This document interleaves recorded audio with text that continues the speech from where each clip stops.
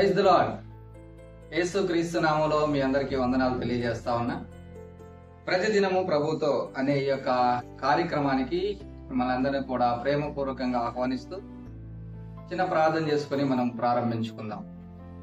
తండ్రి, నీకు వందనాలు నాయనా. మరొక ఉదయకాల సమయంలో మీ పాదాల దగ్గర చేరి మీ మాటలు వినాలని ఆశపడుతూ ఉంటుండగా దేవా, నాతో మాతో మా అందరితో కూడా మీరు మాట్లాడమని వేడుకుంటా ఉన్నాం. ఆశ కలిగిన ప్రాణాన్ని తృప్తిపరిచే దేవుడివి, మీ మెల్లనైనా స్వరం చేత దేవనైనా మమ్మల్ని సంధించమని వేడుకుంటూ యేసుక్రీస్తు నామములో ప్రార్థించి వేడుకున్నాను తండ్రి, ఆమేన్. రైట్. పూర్వకాలంలో తప్పు చేసిన వారిని జైల్లో వేసేవారు. ఆ జైలు ఎలా ఉండేటివంటే భయంకరమైన అంధకారంతో ఉండేటివి. చీకటి గదులు, చీకటి గృహాలలో, బందీఖానాలలో వారిని బంధించేవారు. అసలు దాన్ని వర్ణించాలన్నా, దాని గురించి వివరించాలన్నా కానీ చాలా భయంకరం, చాలా కఠినాత్మకమైన శిక్ష. చుట్టూ కఠిన చీకటి, ఎవరు ఉంటున్నారో తెలియదు, ఎవరు పక్కన ఉంటున్నారో తెలియదు, ఏం జరుగుతుందో తెలియదు, ఏం వస్తుందో తెలియదు, ఏం పోతుందో తెలియదు. చీకటిలో ఒక వ్యక్తి నివసించడం అన్నది చాలా దుర్భరమైనది, చాలా కఠినమైనది. ఒక 10 నిమిషాలు మనం కళ్ళు మూసుకొని అలాగే మన యొక్క కార్యకలాపాలను చేయడానికి ప్రయత్నం చేస్తే అది ఎంత కష్టమో మనకు అర్థమవుతుంది. అంధకారములో ఉండటం, అంధత్వంలో ఉండడము చాలా హీనాతిహీనమైనది. దేవుడు అందుకనే ఆయన ఈ లోకానికి వచ్చిన తర్వాత యేసుక్రీస్తు ప్రభువుగా, రక్షకుడిగా ఆయన ఏమన్నాడంటే, నేను లోకమునకు వెలుగునై ఉన్నాను. ఆయన వెలుగుగా ఉన్నాడంట. అంధకారంలో ఎటు నడుస్తుంటున్నారో, ఎటు వెళుతూ ఉంటున్నారో, ఏం చేస్తా ఉంటున్నారో ఏమీ తెలియని అంధత్వముతో ఉంటున్నవారు, అంధకారంలో ఉంటున్నవారు ఆయన దగ్గరికి రావాలని ఆయన కోరుకుంటా ఉన్నాడు. మనము బైబిల్ గ్రంథం నుంచి ఒక మాట చూద్దాం. యోహాను సువార్త 8వ అధ్యాయం 12వ వచనంలో ఈ మాట రాయబడతా ఉంది. యేసు, నేను లోకమునకు వెలుగును, నన్ను వెంబడించువాడు చీకటిలో నడవక జీవపు వెలుగు కలిగి ఉండునని వానితో చెప్పాను. చూస్తున్నారా, ఆయన ఏమని తనను తాను పరిచయం చేసుకుంటా ఉన్నాడంటే, నేను లోకమునకు వెలుగును. వెలుగును అంటే లోకం ఎక్కడ ఉంటుంది? లోకంలో ఉంటున్న మానవాళి ఎక్కడ నివసిస్తా ఉన్నారు అంటే, లోకములో ఉంటున్న వారు చీకటిలో ఉంటున్నట్లుగా చూస్తా ఉన్నాం. చీకటిలో ఒక వ్యక్తి చేస్తుంటున్న కార్యకలాపాలు ఏ విధంగా ఉంటాయంటే, ఏం చేస్తున్నాడో కూడా తనకు తెలియదు, ఎక్కడికి వెళ్తున్నాడో కూడా తెలియదు, గమ్యం ఉండదు, గురి ఉండదు. ఒకవేళ అనుకున్నా కూడా సరైన మార్గంలో వెళ్తున్నాడా లేదా అన్నది కూడా తనకి అర్థం కాదు కదా. కాబట్టి ఈ లోకములో ఉంటున్న మానవాళికి వెలుగుగా యేసుక్రీస్తు ప్రభువారు వచ్చిన దేవుడిగా ఉంటా ఉన్నాడు. ఆయన వెలుగుగా రావడం మాత్రమే కాదు, ఆయన కోరుకుంటా ఉన్నాడు. ఏమనంటే, నన్ను వెంబడించువాడు చీకటిలో నడవక జీవపు వెలుగు కలిగి ఉండునని వారితో చెప్పాను.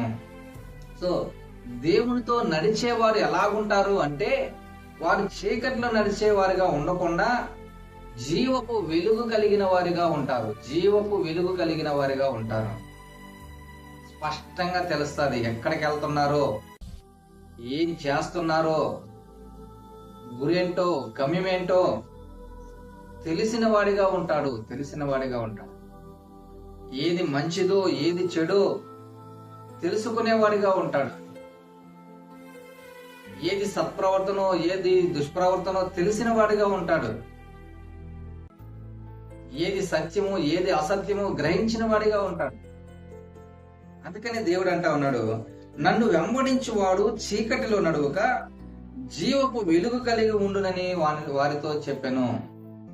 వెలుగులో ప్రతిదీ కూడా స్పష్టంగా కనబడుతుంది, ప్రతిదీ కూడా అర్థం చేసుకోగలుగుతారు. కాబట్టి వెలుగులో అయోమయానికి తావుండదు, వెలుగులో తప్పు చేయడానికి అవకాశం ఉండదు, వెలుగులో రహస్యమైనటివి చేయడానికి ఎంత మాత్రం కూడా అవకాశము ఉండదు. కాబట్టి దేవుణ్ణి వెంబడించు వారు చీకటిలో నడవక జీవపు వెలుగు కలిగిన వారిగా ఉంటారు. జీవపు వెలుగు కలిగిన వారిగా. ఈ మాటలు వింటున్న ప్రియమైన వారులారా, జీవపు వెలుగు కలిగిన వారిగా ఉంటున్నారా? లేదా ఇంకా అంధత్వములోను అంధకారములోను తచ్చట్లాడుతున్న వారిగా ఉంటా ఉన్నారా? జీవితానికి గమ్యము కలిగిన వారిగా, గురి కలిగిన వారిగా ప్రవర్తిస్తా ఉంటున్నారా?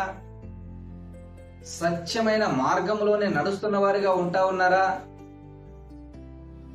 అయోమయకరమైన పరిస్థితిలో ఉంటా ఉన్నారా? దేవుని నువ్వు కలిగి ఉంటే జీవపు వెలుగు కలిగి నడుస్తావు.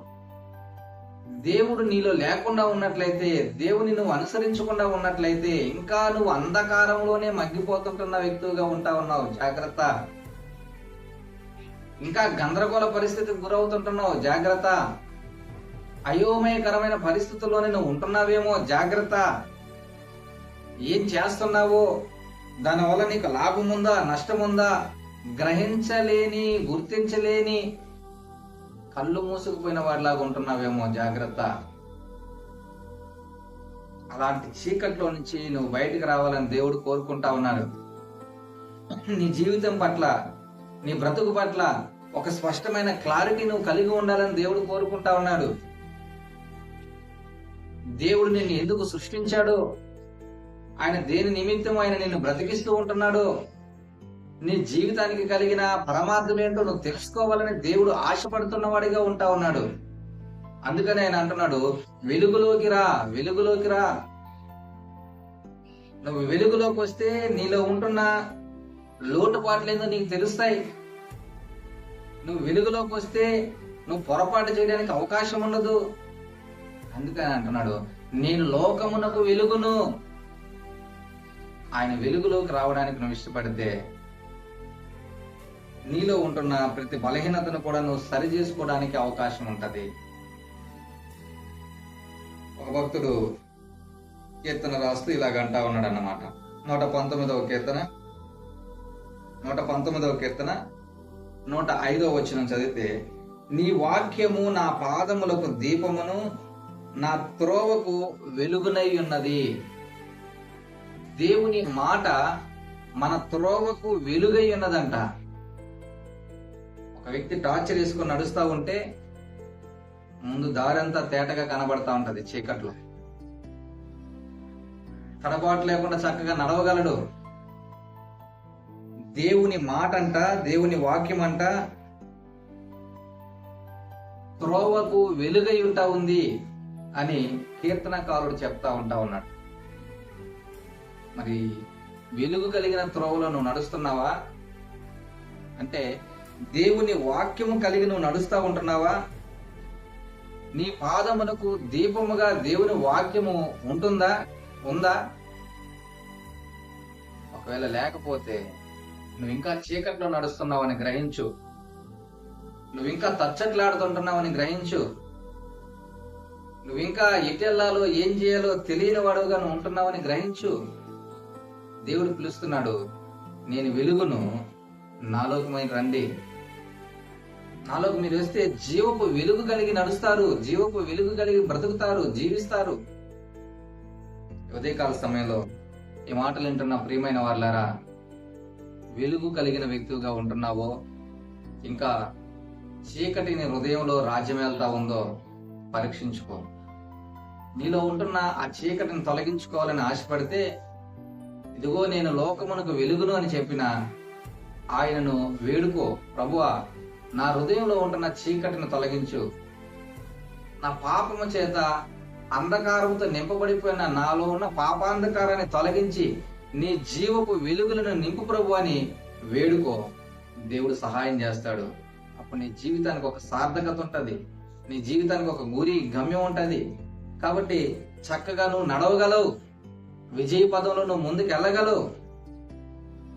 అలాంటి బ్రతుకు, అలాంటి జీవితం నీకు కావాలనుకుంటే నీ హృదయంలోకి దేవుని యొక్క జీవపు వెలుగులు కావాలని కోరుకో. దేవుడు సహాయం చేస్తాడు. తలలు వంచి ప్రార్థన చేసుకుందాం. పరిశుద్ధులైన తండ్రి, ప్రేమ కలిగిన మా దేవ, మీకు వందనాలు. మీరు వెలుగై ఉన్నారని గ్రహించడానికి, మీ జీవపు వెలుగు కావాలని కోరుకోవడానికి ఈ మాటలు వింటున్న వారి యొక్క హృదయాలను సిద్ధపరచండి. వారి హృదయాలలో ఉంటున్న పాపాంధకారాన్ని తొలగించి మీ జీవపు వెలుగులతో నింపి దేవా, మీరే వారిని దీవించమని ఆశీర్వదించమని వేడుకున్నాను. యేసుక్రీస్తు నామములో ప్రార్థించి వేడుకున్నాను తండ్రి. ఆమేన్. God bless you.